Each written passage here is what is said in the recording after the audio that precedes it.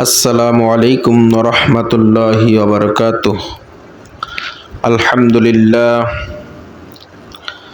আলহামদুলিল্লাহি ওয়া কাফা ওয়া সালামুন আলা ইবাদিহিল্লাযীনা ইসতাফা আম্মা বা'দ। ফাআউযু বিল্লাহি মিনাশ শাইতানির রাজীম। বিসমিল্লাহির রহমানির রহিম। قل هل يستوي الذين يعلمون والذين لا يعلمون إنما يتذكر أولو الألباب صدق الله العظيم। আজকের আলোচনার মূল বিষয়বস্তু হচ্ছে ইলমে দ্বীনের ফজিলত সম্পর্কে। ইলমের আবিধানিক অর্থ হলো জ্ঞান, বিদ্যা বা তথ্য শাস্ত্র, বিজ্ঞান ইত্যাদি। আর ইসলামের পরিভাষায় যেসব এলেম বা জ্ঞান দ্বারা মানুষ সত্য মিথ্যা, হক বাতিল, আলো অন্ধকার, হালাল হারাম, আদেশ নিষেধ, ন্যায় অন্যায় ইত্যাদি চিনতে সক্ষম হয় তাকে এলেম বা জ্ঞান বলে। এলেম দুই প্রকার। এক নাম্বার হচ্ছে দ্বীনি এলেম, দুই নাম্বার দুনিয়াবি এলেম। দ্বীনি এলেম হলো কোরআন হাদিসের এলেম। দ্বীনি এলেম কি? কোরআন হাদিসের এলেম। আর কোরআন হাদিসের এলেমই হচ্ছে আসল এলেম। কেননা এই এলেম মানুষকে সভ্য, শান্ত, ভদ্র, অনুপম ও আদর্শবান করে তোলে। এই এলেম দ্বারাই মানুষ সত্য মিথ্যা, হক বাতিল, ন্যায় অন্যায়, হালাল হারাম ও আল্লাহর বিধি বিধান নিষেধ জানতে সক্ষম হয়। এই এলেম দ্বারাই দুনিয়া ও আখিরাতের যাবতীয় কল্যাণ হাসিল করে অবশেষে জান্নাত পর্যন্ত পৌঁছানো সম্ভব হয়। এজন্যই দ্বীনি এলেম অর্জন করা প্রতিটি মুসলমানের উপর ফরজ। দ্বিতীয়, দুনিয়াবি এলেম, যেমন সামাজিক বিজ্ঞান, রাষ্ট্রবিজ্ঞান, জীববিজ্ঞান, কৃষি বিজ্ঞান, পদার্থ বিজ্ঞান, খনিজ বিজ্ঞান, মনোবিজ্ঞান, প্রাণীবিদ্যা, গণিত বিদ্যা, জ্যোতির্বিদ্যা, নীতিবিদ্যা, যুক্তিবিদ্যা, উদ্ভিদবিদ্যা ইত্যাদি। দুনিয়াবি এলেম অর্জন করা নাজায়েজ বা হারাম নয়, বরং কেউ যদি ইসলাম ও মানবতার খেদমতের উদ্দেশ্যে দুনিয়াবি শিক্ষা অর্জন করে তবে অবশ্যই সওয়াব পাবে। তবে কেউ যদি দুনিয়াবি এলেম শিকার দ্বারা নীতিভ্রষ্ট ও আদর্শচ্যুত হয়ে যায়, তাহলে এই এলেম অর্জন করা সর্ব অবস্থায় হারাম। জ্ঞানী এবং মূর্খ ব্যক্তি কখনো সমান নয়। আল্লাহ রাব্বুল আলামিন বলেন, قُلْ هَلْ يَسْتَوِي الَّذِينَ يَعْلَمُونَ وَالَّذِينَ لَا يَعْلَمُونَ إِنَّمَا يَتَذَكَّرُ أُولُو الْأَلْبَابِ। আল্লাহ পাক বলেন, হে নবী, আপনি বলুন, যারা জ্ঞানী এবং যারা জ্ঞানী নয় তারা কি সমান হতে পারে? জ্ঞানীরাই কেবল উপদেশ গ্রহণ করে। সূরা জুমার আয়াত নাম্বার হচ্ছে 9। আলেমগণ জেনে বুঝে আল্লাহকে ভয় পায় এবং তার ইবাদত করে। পক্ষান্তরে মূর্খ লোকেরা অন্যের দেখা দেখি আল্লাহর ইবাদত করে, ফলে কোনো প্রতিফল সম্মুখীন হলে ইবাদত বন্দগি ছেড়ে দেয়। এজন্য আলোচনাতে সুস্পষ্ট বলা হয়েছে, জাহিল ও মূর্খ লোকেরা কখনো আলেমদের সমান হতে পারে না।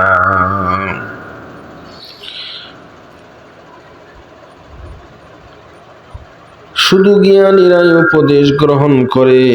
আল্লাহ তাবারক তাআলা বলেন, আফামান ইয়ালামু আন্নামা উনজিলা ইলাইকা মির রাব্বিকাল হাক্কু কামান হুয়া আ'মা ইন্নামা ইয়াতাযাক্কারু উলুল আলবাব। আল্লাহ রাব্বুল আলামিন বলেন,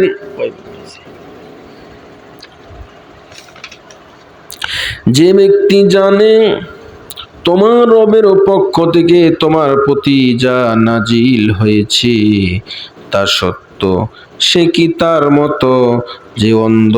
বুদ্ধিমানেরাই শুধু উপদেশ গ্রহণ করে। বুদ্ধিমানেরাই শুধু কি উপদেশ গ্রহণ করে, সে কি তার মতো যে অন্ধ? শুধু কি বুদ্ধিমানেরাই উপদেশ গ্রহণ করে। সূরা রাদ আয়াত নাম্বার 19। আর কোন ব্যক্তি যদি ইলম গোপন করেন, সূরা বাকারার ভিতরে আল্লাহ পাক রব্বুল আলামিন বলেন 174 নম্বর আয়াতে, ইন্নাল্লাযীনা ইয়াকতুমুনা মা আনজালাল্লাহু মিনাল কিতাবি ওয়া ইয়াশতারুনা বিহি সামানান ক্বালীলা উলাইকা মা ইয়াকুলুনা ফি বুতুনিহিম ইল্লান নার ওয়া লা ইউকাল্লিমুহুমুল্লাহু ইয়াওমাল কিয়ামাতি ওয়া লা ইউযাক্কিহিম ওয়া লাহুম আযাবুন আলীম। আল্লাহ রাব্বুল আলামিন বলেন, নিশ্চয় যারা সেসব বিষয় গোপন করে যা আল্লাহ কিতাবে নাজিল করেছেন এবং এর বিনিময়ে সামান্য মূল্য গ্রহণ করে, তারা আগুন ছাড়া নিজেদের পেটে আর কিছুই ঢুকায় না। আর আল্লাহ কিয়ামতের দিনে তাদের সাথে কথা বলবেন না, তাদের প্রসিদ্ধ করবে না এবং তাদের জন্য রয়েছে যন্ত্রণাদায়ক আযাব। তাদের জন্য কি রয়েছে? যারা ইলমকে গোপন করে তাদের জন্য রয়েছে যন্ত্রণাদায়ক আযাব। সম্মানিত হাজিরিন, ইলমে দ্বীন শিক্ষা করা প্রতিটি মুসলমানের জন্য ফরজ। ইবনে মাজাহ, বাহাক্কি, মিশকাত শরীফে আল্লাহ রাসূল সাল্লাল্লাহু আলাইহি ওয়াসাল্লাম ইরশাদ করেন, ক্বালা রাসূলুল্লাহ সাল্লাল্লাহু আলাইহি ওয়াসাল্লাম, তলাবুল ইলমি ফরিদাতুন আলা কুল্লি মুসলিম। হযরত আনাস রাদিয়াল্লাহু তাআলা আনহু থেকে বর্ণিত, তিনি বলেন, রাসূলুল্লাহ সাল্লাল্লাহু আলাইহি ওয়াসাল্লাম ইরশাদ করেন, দ্বীনি ইলম শিক্ষা করা প্রত্যেক মুসলমানের উপর ফরজ। নামাজ, রোজা, হজ, যাকাত, ইবাদত, বন্দেগী, লেনদেন, কায় কারবার, ব্যবসা বাণিজ্য, হালাল হারাম সহ জীবনের সর্বক্ষেত্রে ইসলামের বিধিবিধান জানা ফরজ। যদি কেউ এতটুকু পরিমাণ ইলম অর্জন না করে যে সে হালাল হারাম পার্থক্য করতে পারে না, তবে গুনাহগার হবে। ইলম অর্জন করা কি ফরজ, কোনটা হালাল কোনটা হারাম এতটুকু ইলম তাকে অর্জন করতে হবে। যেই আমল ফরজ তার ইলম অর্জন করাও ফরজ, যেই আমল নফল তার ইলম অর্জন করাও নফল, যেই আমল ওয়াজিব তার ইলম অর্জন করাও ওয়াজিব। এজন্য নামাজ পড়তে গেলে ইলমের দরকার, রোজা রাখতে গেলে ইলমের দরকার, হজ করতে গেলে ইলমের দরকার, ব্যবসা বাণিজ্য করতে গেলে ইলমের দরকার। ইলম শিক্ষা করতেই হবে। কোনো ব্যক্তি যদি ইলম শিক্ষা না করে তাহলে সে গুনাহগার হয়ে যাবে। সম্মানিত হাজিরিন, সহিহ আবু দাউদ হযরত আবু হুরায়রা রাদিয়াল্লাহু তাআলা আনহু বর্ণনা করেন, তিনি বলেন রাসূলুল্লাহ সাল্লাল্লাহু আলাইহি ওয়াসাল্লাম ইরশাদ করেন, যার কাছে ইলমের কোনো কথা জিজ্ঞাসা করা হয় আর সে তা জানা সত্ত্বেও গোপন করে না বলে, আল্লাহ তাআলা কিয়ামতের দিন তার মুখে আগুনের লাগাম লাগিয়ে দিবে।